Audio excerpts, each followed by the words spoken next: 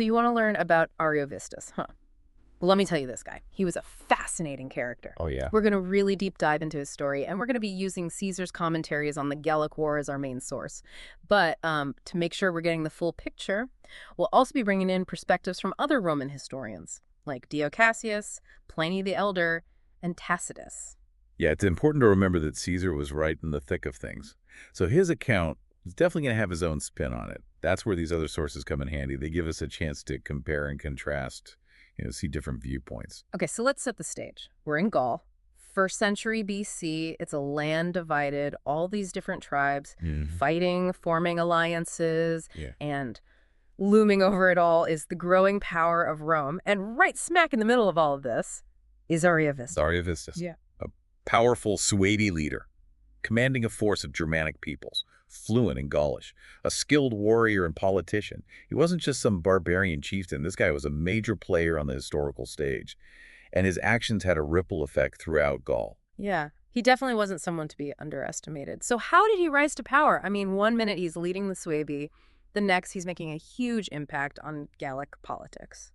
Well, it all started when he stepped into a long-standing conflict between rival Gallic tribes. The Arverni and Sequani were fighting against the Aedui.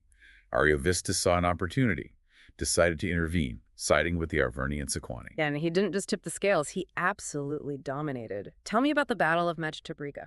Oh, the Battle of Magetabriga, that was a turning point. Ariovistus and his forces completely outmaneuvered the Aedui. The Aedui, who had been a dominant force in Gaul, ended up having to pay tribute to the Arverni and Sequani. Talk about a power shift. Wow, I can't imagine how humiliating that must have been for the Aedui. And it sounds like this victory was just the beginning for Ariovistus. He didn't just pack up and go home after the battle, did he? Not at all. He started to carve out his own territory in Gaul, settling his Germanic followers on the land, and demanding tribute from the local Gallic populations. You can imagine how this created tension, especially with the Sequani, who thought they were getting an ally, but ended up with someone dictating terms. Yeah, you've got to be careful who you make deals with. But it wasn't just his military strength that made him a force to be reckoned with. Caesar called him Rex Germanorum. That basically means king of the Germans, right? Yes, but Yeah. it's not quite as straightforward as it sounds. Was he the king of all Germans, or just a king of some Germans? It's a tricky question. You see, Germania at this time, it wasn't a unified nation-state like Rome. It was more of a collection of different tribes and groups, each with their own leaders. So the Roman idea of a king doesn't really fit with how the Germans saw leadership. Exactly. So while Ariovistus was definitely a powerful figure, the exact extent of his authority is still debated. Okay, I get it. It's a bit like trying to put a square peg in a round hole. Their systems of leadership were just too different. But here's what I don't get. If Germania was so fragmented, how did Ariovistus manage to amass such a large following? That's where his political savvy comes in. Yeah. And you're right to point out that he wasn't just a warlord. He was a shrewd strategist, and he knew how to make alliances. And this is where it gets really interesting. He was officially recognized as king and friend by the Roman Senate. And this is crucial because it gave him a certain legitimacy in the eyes of the Romans. Wait a minute. So the Roman Senate, some Senate that's about to have all these problems with him, actually recognized him as a friend. That doesn't make any sense. Well, this recognition Yeah. was most likely granted before Caesar even arrived in Gaul.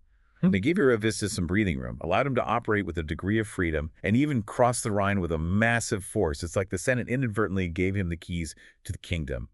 That's kind of like letting a fox into the henhouse, isn't it?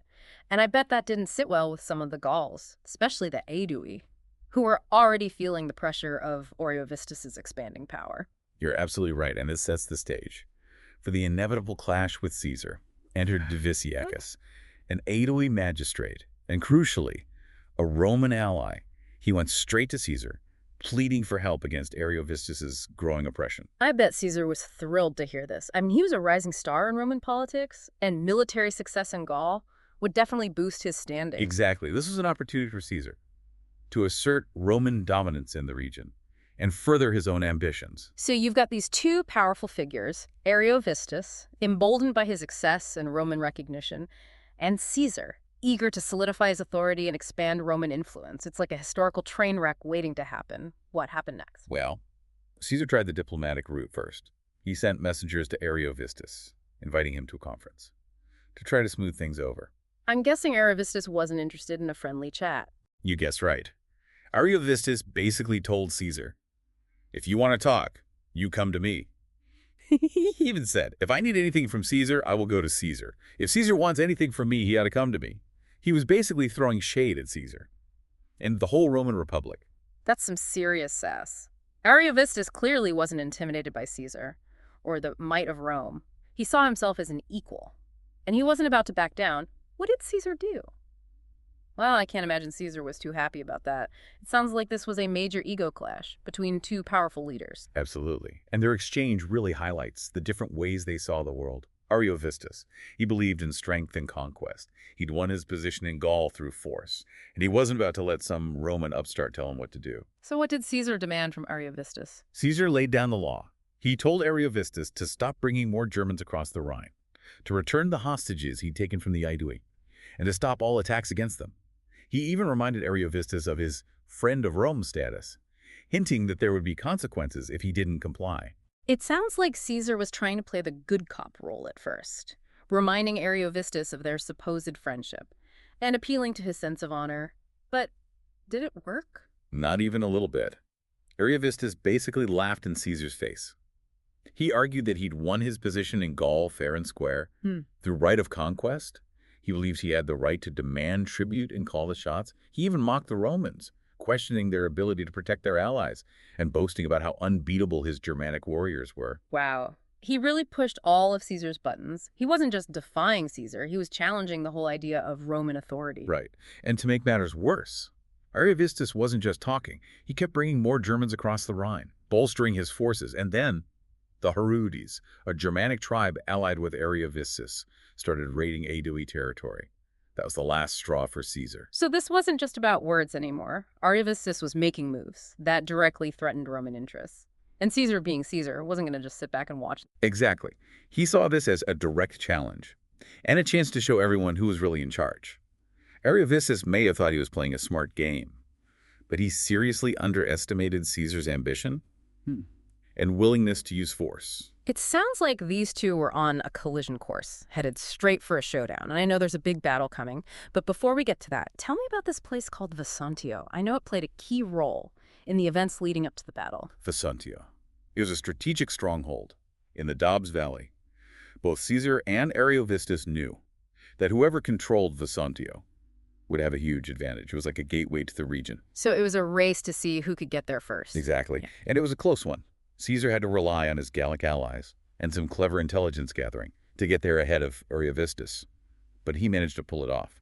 Securing Vesontio was a major win for Caesar. It wasn't just a strategic win, was it? I bet it gave a much-needed boost to Roman morale, especially since the legions were facing these fierce Germanic warriors that everyone was talking about. You're right. Caesar's troops had heard all sorts of stories about the Germans. Their size, their ferocity, their wild battle cries. It's understandable that they were a little nervous. So what did Caesar do? I've heard he was a master motivator. He gave one of his famous speeches, designed to fire up the troops. It was pure psychological genius. He told the legions that if they were too scared to fight, he'd march against Ariovistus with only the 10th Legion. This was his most trusted and experienced legion. Can you imagine the pressure on the other legions? They couldn't let the 10th show them up. That's brilliant. By playing on their pride and competitive spirit, Caesar got them all riled up and ready to fight. But before the battle erupted, there was a dramatic face-to-face meeting between Caesar and Ariovistus, right? Yes. It was an incredible scene. They met on horseback with their bodyguards flanking them. Yeah. It was a tense standoff in this no-man's land between the two armies. That's a serious power move. It sounds like a scene straight out of a movie. What happened during this parley? Ariovistus didn't hold back. He accused the Romans of hypocrisy, questioned their claims of friendship, and even suggested that he could gain favor in Rome by killing Caesar. It was a bold move. He was basically calling Caesar's bluff. He was playing a dangerous game. But it also shows that Ariovistus was a shrewd observer of Roman politics. He knew how the game was played in Rome, and he wasn't afraid to use that knowledge to his advantage. This parley ultimately didn't lead to peace, but it gives us an incredible glimpse into the minds of these two leaders. They are both master strategists and manipulators, each trying to outmaneuver the other. But in the end, the talking had to stop, and it was time for action. So the stage is set for the Battle of Vosges, and we all know that Caesar emerges victorious. But Ariovistus had one more trick up his sleeve before the fighting began, didn't he? He did. He tried to starve Caesar's army into submission by cutting off their supply lines. It was a classic siege tactic, but didn't work on Caesar. He knew he had to act decisively. And that's when the Roman legions, with their discipline and training, really showed their strength. They were up against these fierce Germanic warriors who were known for their individual strength and ferocity. But what happened? It sounds like there was a moment that could have changed everything. You're right, the battle was intense. And there was a point where the Roman left flank started to waver. Under the German attack, they were close to breaking. But then, a Roman cavalry officer named Publius Licinius Crassus stepped up. What did he do? Crassus saw what was happening, and without waiting for orders, he led a cavalry charge.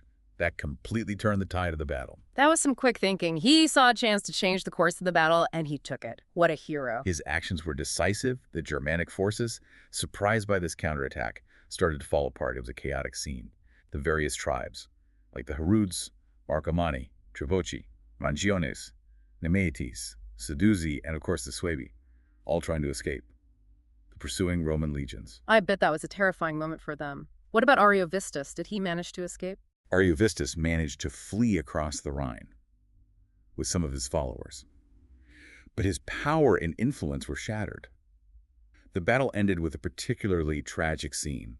Ariovistus' wives and one of his daughters were killed in the chaos, and another daughter was captured. That's heartbreaking. But what's interesting is that while Caesar won a clear military victory, it seems like the battle had a deeper meaning than just who controlled which piece of land. It seems to represent something bigger, a clash between two very different ways of life. It really does. You had the organized, disciplined might of Rome, expanding its territory and influence. And on the other side, you had these Germanic tribes, fierce and independent, looking for new lands and opportunities. It was like two worlds colliding. Exactly. And it wasn't just about land. It was about different ways of life, different ideas about power, and different visions for the future of Gaul.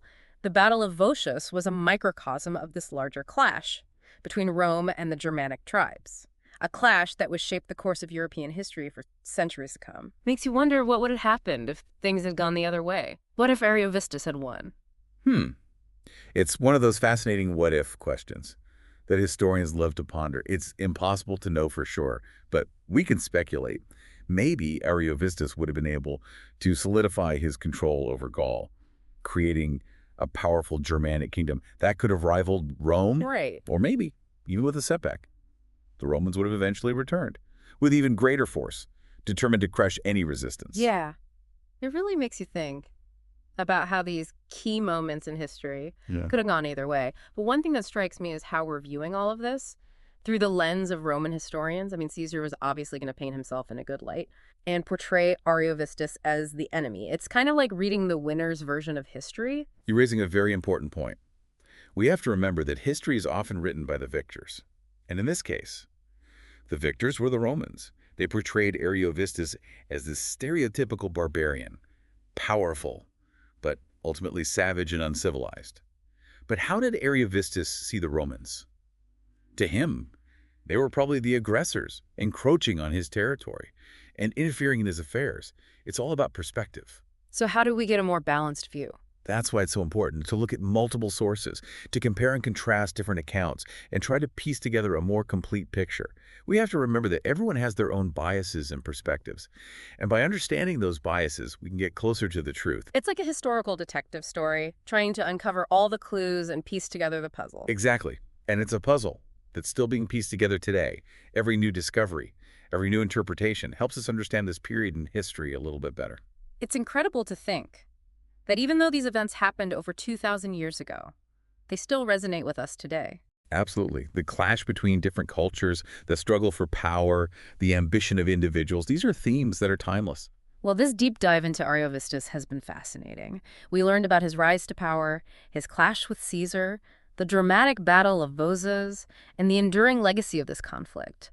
But more importantly, we got a glimpse into a pivotal moment in history, a time of great change and upheaval. I hope this deep dive has inspired you to learn more about this period. And remember, history isn't just about dates and battles. It's about understanding the forces that have shaped our world and continue to influence us today. Keep exploring, keep questioning, and keep those what-if questions coming.